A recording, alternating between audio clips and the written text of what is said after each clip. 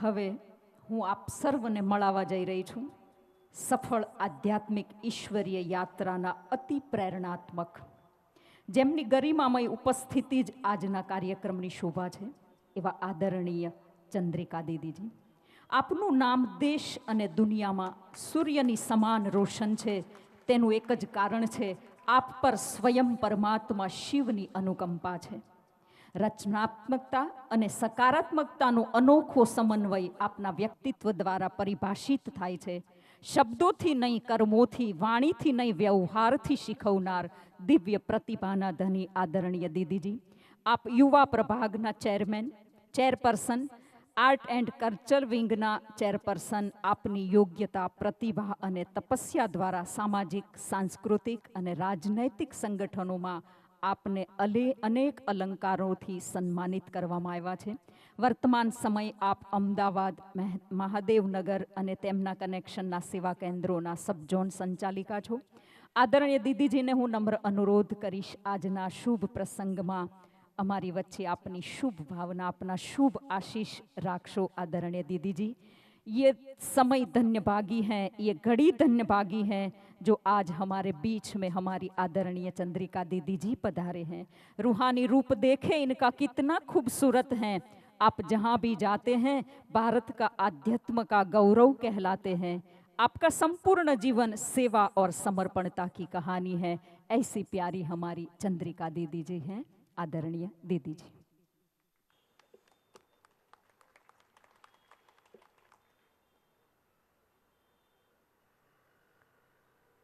ओम शांति, ओम शांति, ओम शांति.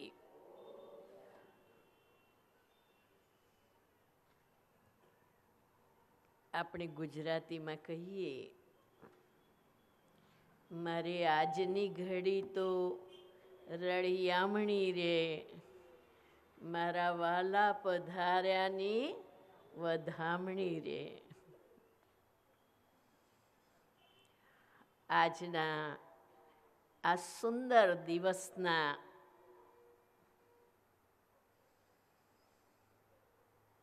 કારણભૂત કોણ છે? આ દિવસ કેવી રીતે અસ્તિત્વમાં આવ્યો? તો સ્વાભાવિક રીતે આપણને આપણા કુશળ સંચાલક અને આયોજક એવા પરમ સ્નેહી, પરમ સન્માનીય સરલા દીદીજી જ્યાં જ આવે એટલે આપણે સરલા દીદીજીને બહુ પ્રેમથી સન્માનિત કરીએ છીએ, અભિવાદન કરીએ છીએ, ધન્યવાદ કરીએ છીએ કે જેમણે પોતાના વિશાળ દિલથી, બહુ જ ઊંચી ભાવનાથી આજનું આયોજન કર્યું છે.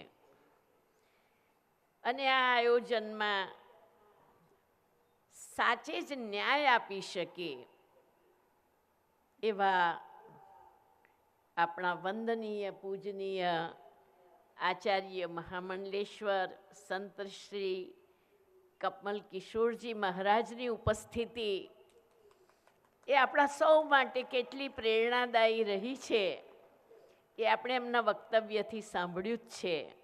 એમના માટે પણ જોરદાર તાલીઓ. આ સુંદર કાર્યક્રમમાં પધારેલા આપણા માનનીય મુકેશભાઈ અને આબુથી પધારેલા આપણા સૌના વહાલા રામનાથભાઈ, અન્ય સર્વ મંચસ્થ મહાનુભાવો અને સભામાં ઉપસ્થિત ત્રિવેણી સંગમ ના 3 નિર્મળ નીર એ કોણ? આપણે પવિત્ર યુગલોને સન્માનિત કરવા ભેગા થયા, પણ એ દિવસ રૂડો રૂપાળો લાગે એટલે આપણા સરલાબેને શું કર્યું કે એ સૌના સ્વજનોને બોલાવ્યા. એટલે આજે આ પવિત્ર યુગલોના નિમંત્રણથી પધારેલા સર્વ સ્નેહીજનોનું ખૂબ ખૂબ ખૂબ ખૂબ અભિનંદન છે, અભિવાદન છે, ધન્યવાદ છે કે આપ પધાર્યા અને અમારા સૌનો ઉમંગ વધાર્યો. એટલે આપ સૌને ખૂબ ખૂબ અભિનંદન છે. અને આવો સુંદર પ્રસંગ યોજાય તો બાબાના અન્ય બાળકો કેમ રહી જાય? માટે સર્વ બ્રહ્માકુમાર ભાઈ બહેનોને અહીંયા ઉપસ્થિત કર્યા છે. એ માટે પણ સરલાબેનને આપણે દિલથી શુક્રિયા કરીએ અને આપણને હાજર રહેવા મળ્યું એના માટે આપણે ધન્યતાનો અનુભવ કરીએ. હવે આજનો આ રૂડા રૂપાળા દિવસે આપણને સૌથી પહેલા કોણ આવે યાદ? જગત નિયંતા પરમપિતા પરમાત્મા. આપ વિચારો, આપણે પેલા નાના નાના ભૂલકાઓએ નૃત્ય નાટિકામાં પ્રસ્તુત કર્યું. આજે આ દુનિયાનો હાલ શું થઈ ગયો છે? આપણે જ્યારે સાંભળતા હતા મારા તો રૂવાડા ખડા થઈ ગયા હતા. ખરેખર તમને એવું થયું હતું? તો જરા હાથ ઉપર કરો તો. રાવણની, માયાની, શૈતાની પરેશાની કેટલી પરાકાષ્ઠાએ પહોંચેલી છે. એમાંથી છોડાવનાર માત્ર ને માત્ર એક જ સર્વશક્તિવાન પિતા છે. અને માટે ભગવાન પોતાના વાયદા પ્રમાણે આજથી 88 વર્ષ પહેલા પાકિસ્તાનના કરાચી વિસ્તારમાં એક સાધારણ ગ્રહસ્થી દાદા લેખરાજના તનમાં આવિર્ભાવ થયો. દાદા લેખરાજને દિવ્ય સાક્ષાત્કાર થયા અને એ દિવ્ય સાક્ષાત્કારથી એમને એવી અનુભૂતિ થઈ કે આ જે જીવન છે બરોબર નથી. મારે તો શ્રી લક્ષ્મી અને શ્રી નારાયણ જેવા દેવતા બનવાનું છે. અને એમણે પોતાની દિવ્ય અનુભૂતિથી સન 1937ની અંદર પત્ની, બાળકો, દીકરા, પુત્રવધુઓ, દીકરીઓ, જમાઈઓ, તેમના બાળકો, એ બધાની સ્વીકૃતિ લઈને, એ બધાનો સાથ લઈને જ્ઞાન યજ્ઞની સ્થાપના કરી 1937માં. અને પરમાત્મા દ્વારા આપેલ આ સંકલ્પની દ્રઢતાથી કે આ વિશ્વમાંથી રાવણનો, અપવિત્રતાનો, માયાનો સંહાર કરવાનો છે.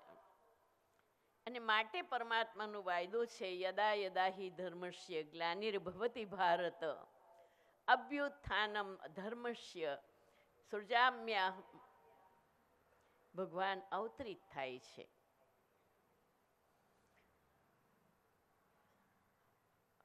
એની એક કડી રૂપે પરમાત્મા દ્વારા એ યજ્ઞ 1951માં માઉન્ટ આબુમાં શિફ્ટ થયો અને ત્યાંથી ભારત દેશના જુદા જુદા શહેરોમાં આ પવિત્ર બનો, યોગી બનેનો સંદેશ લઈ અને બ્રહ્માકુમારી બહેનો અને ભાઈઓએ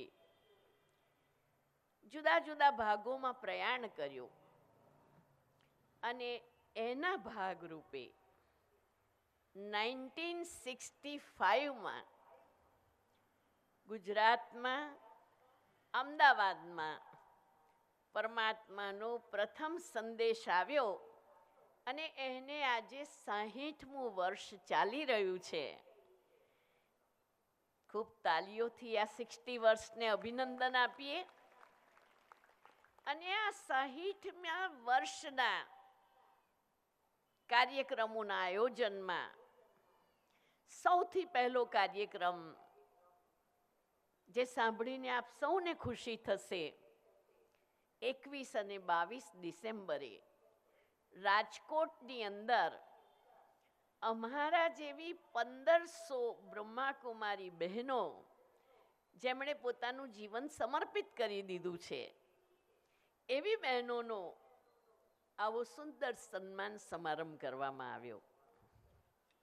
અને ત્યાર પછી એ નિશ્ચિત કરવામાં આવ્યું કે ગુજરાતના તમામ કેન્દ્રો દ્વારા જે ભાઈ બહેનોએ આ ઈશ્વરીય જ્ઞાનમાં ચાલવાની યાત્રા કરી છે, તપ કર્યું છે, સાધના કરી છે, એવા તમામ ધારણાયુક્ત ભાઈ બહેનોનું આપણે સન્માન કરીએ. આ બધા એવા છે કે જે પવિત્ર જીવન જીવે છે, પવિત્ર ભોજન સ્વીકાર કરે છે, સવારે 3:30 વાગ્યાથી ઉઠી અને બ્રહ્મ મુહૂર્તમાં પરમાત્મા સાથે ધ્યાન કરે છે, અને ગ્રહસ્થમાં રહેવા છતાં એક ટ્રસ્ટી જીવન જીવે છે. આ સમાજ માટે એક બહુ જ મોટું ઉદાહરણ પૂરું પાડે છે. અને માટે આજના દિવસે પધારેલા સર્વ મારા નવા ભાઈ બહેનોને હું દિલથી એટલું ચોક્કસ કહીશ, જિજ્ઞાસા ખાતર આ ઈશ્વરીય વિશ્વવિદ્યાલય કઈ વિધિથી આવું સુંદર પવિત્ર જીવન બનાવવાની શક્તિ પ્રદાન કરે છે, એ જાણવા માટે ફક્ત 7 દિવસ 1-1 કલાક તમારા જીવનનો સમય આપજો. તો તમારું આજના દિવસે અહીંયા આવવું એ ખૂબ ફલદાયક બનશે અને ખૂબ પ્રાપ્તિ સંપન્ન બનશે. આજે સભામાં ઉપસ્થિત અન્ય જે બ્રહ્માકુમાર ભાઈ બહેનો છે, કદાચ લાંબા વર્ષથી નહીં, 2 મહિનાથી, 6 મહિનાથી, 4 મહિનાથી, 8 મહિનાથી હજુ જ્ઞાનમાં ચાલવાનો પ્રારંભ કરી રહ્યા છે. એમના જીવનની અંદર અનેક પ્રકારની પરીક્ષાઓ આવતી હશે, અનેક પ્રકારની ચેલેન્જીસ આવતી હશે. કારણ કહેવાયું છે, હરિનો માર્ગ છે સુરાનો, નહીં કાયરનું કામ જોને, પહેલું મસ્તક મૂકી વર્તી લેવું નામ જોને. ઈશ્વરીય માર્ગ પર ચાલવામાં લોક લાજ, કુલ મર્યાદા, નામ માન શાન આ બધું મૂકી દેવું પડે છે. અને આત્મા પોતાના શુદ્ધ સ્વરૂપને ઓળખી લે. એ સ્વરૂપ છે માન અપમાન, સ્તુતિ નિંદા, જય પરાજય, સફળતા નિષ્ફળતામાં સમાન સ્થિતિ. હું એક નાનકડી વાર્તા કહીશ. આ બ્રહ્માકુમારી વિદ્યાલયને સ્પર્શ કરતી એ વાર્તા છે. એક વખત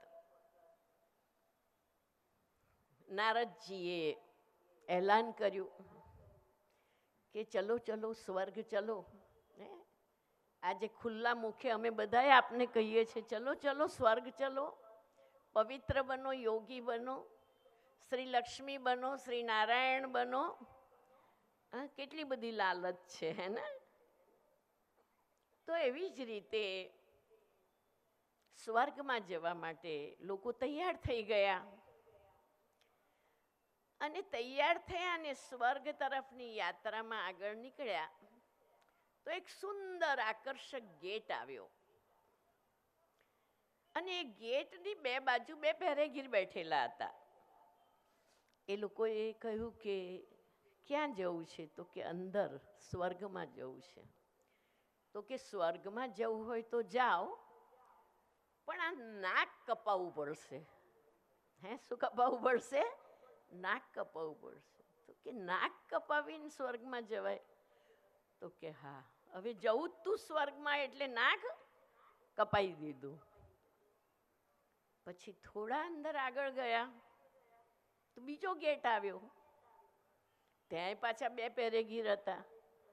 પૂછ્યું ક્યાં જવું છે? તો સ્વર્ગમાં જવું છે. તો કે જાઓ, પણ આ કાન કાપી નાખવા પડશે. અરે, નાક કપાયું, હવે કાન કાપવાના? વિચાર કર્યો, નાક તો આમે કપાઈ ગયું છે, પાછા જઈશું તો સારા નહીં લાગી, એના કરતા કાને કપાવી દો.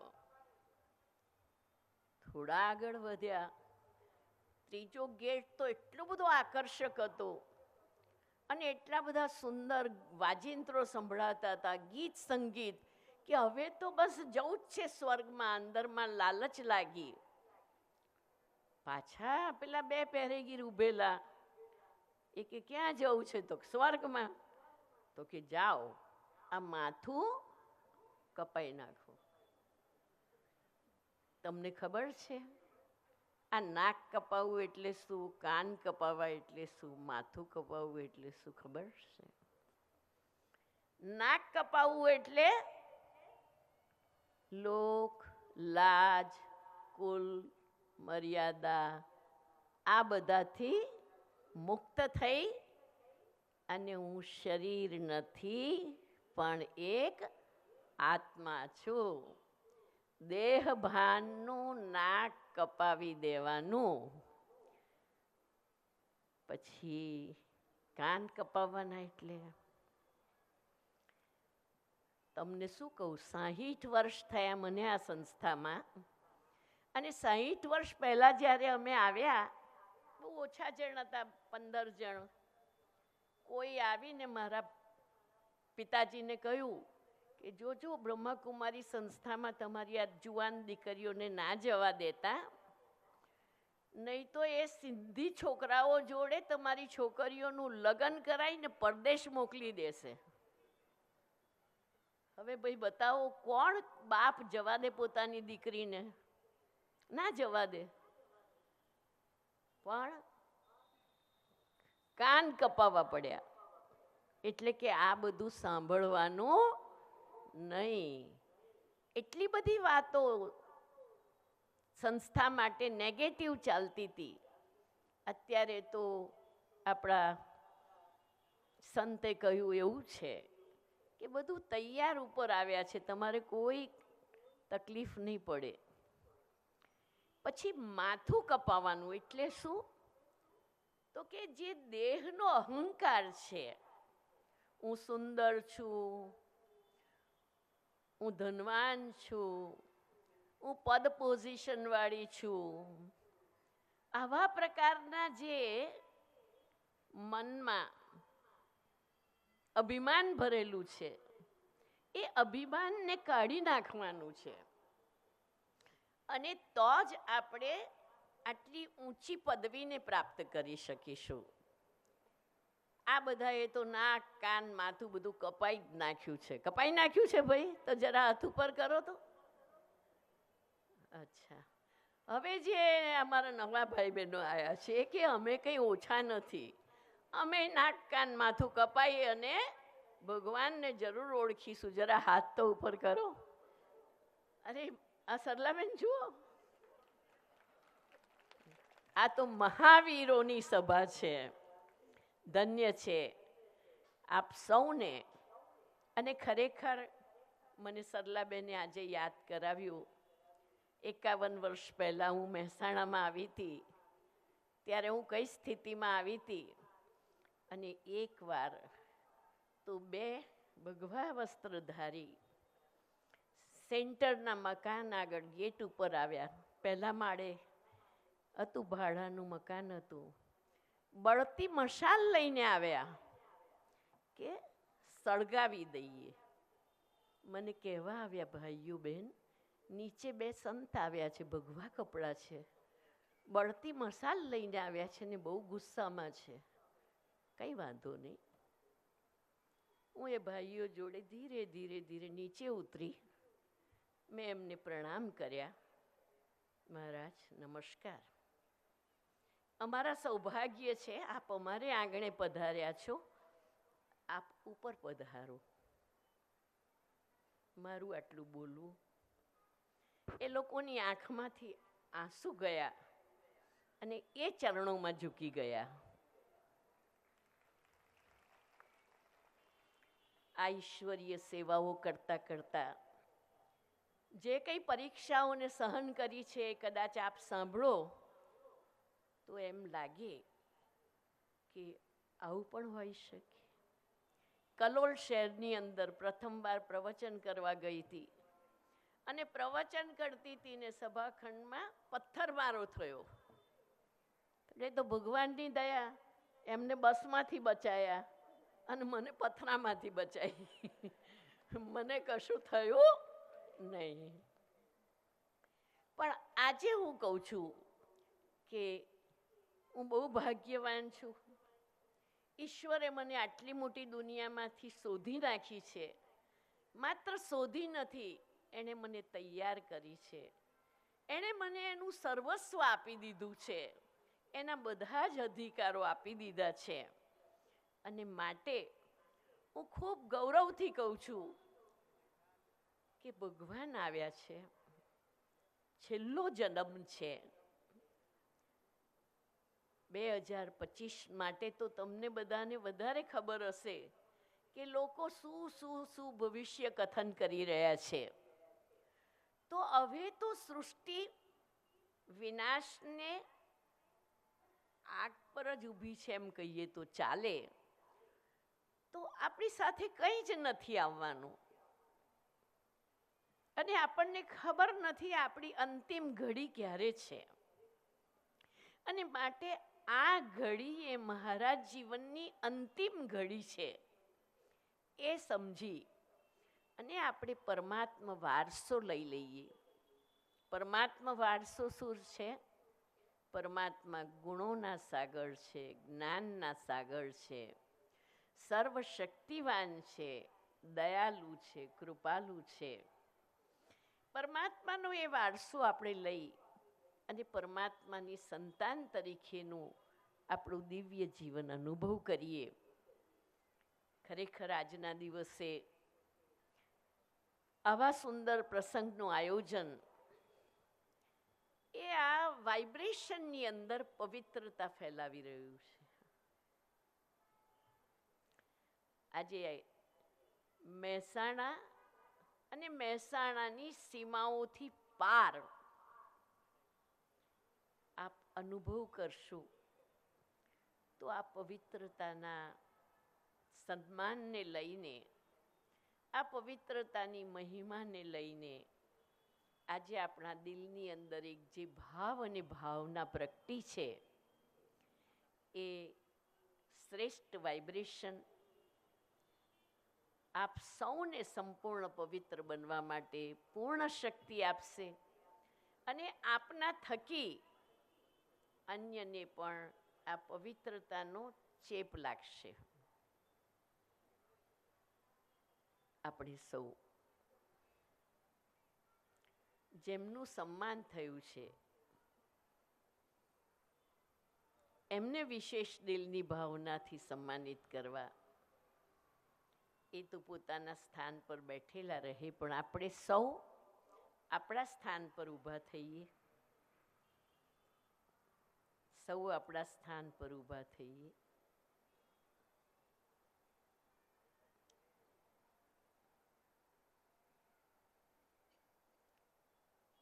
અને આ સન્માનિત આત્માઓ જેમણે આવું સુંદર જીવન બનાવવામાં ઘણા બધા આરોહ અવરોહ, પરિસ્થિતિઓ, પરીક્ષાઓ, વિઘ્નોનો સામનો કરી અને પોતાના જીવનથી પરમાત્માના પવિત્ર યજ્ઞને, યજ્ઞ વેદીને પોતાનો સહયોગ આપ્યો છે. મારે આપ સૌને પણ જણાવવું જોઈએ, આજે લોકોને પ્રશ્ન થાય છે કે આ બ્રહ્માકુમારી સંસ્થા ચાલે છે કેવી રીતે? નહીં ફી, નહીં ફંડ, નહીં ફાળો, નહીં ઉઘરાણા, આ કેવી રીતે ચાલે છે? એનું રહસ્ય આ છે. આવા પવિત્ર ગ્રહસ્થમાં રહેતા, ટ્રસ્ટી જીવન જીવતા આ શ્રેષ્ઠ આત્માઓનું બલિદાન એ આ ઈશ્વરીય યજ્ઞને પૂર્ણ સહયોગ કરે છે. તો આપણે સૌ તાલીઓથી અભિવાદન કરીએ, અભિનંદન આપીએ અને 1 મિનિટ માટે સંકલ્પબદ્ધ થઈએ. ઓમ શાંતિ. સર્વશક્તિવાન શિવ પિતા,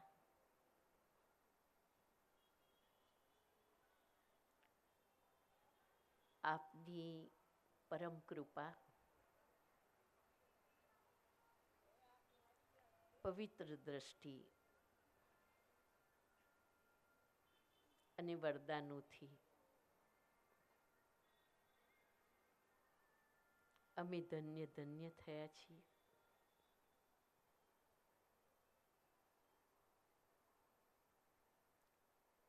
સૃષ્ટિના અંતિમ ચરણમાં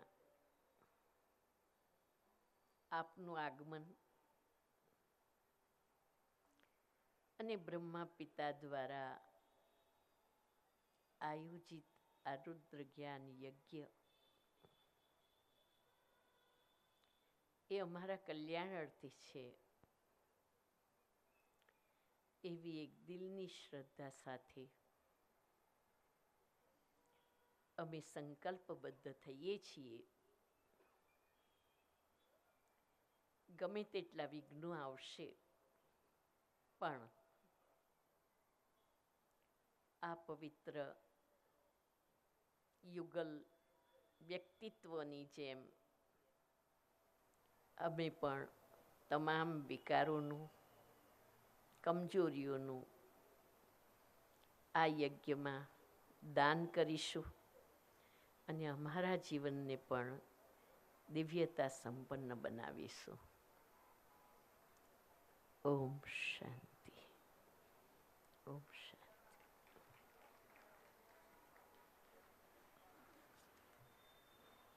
ઓમ શાંતિ. ખૂબ ખૂબ ધન્યવાદ આદરણીય ચંદ્રિકા દીદીજીનો. એકવાર કરતલ ધ્વનિથી આપ સર્વ ચંદ્રિકા દીદીનું સ્વાગત સન્માન કરીશું. ખૂબ સુંદર વાત આપે બતાવી. जिसको राखे साइया मार सके ना कोई, जिसको राखे साइया मार सके ना कोई, बाल बाका हो न सके चाहे जग बैरी होई.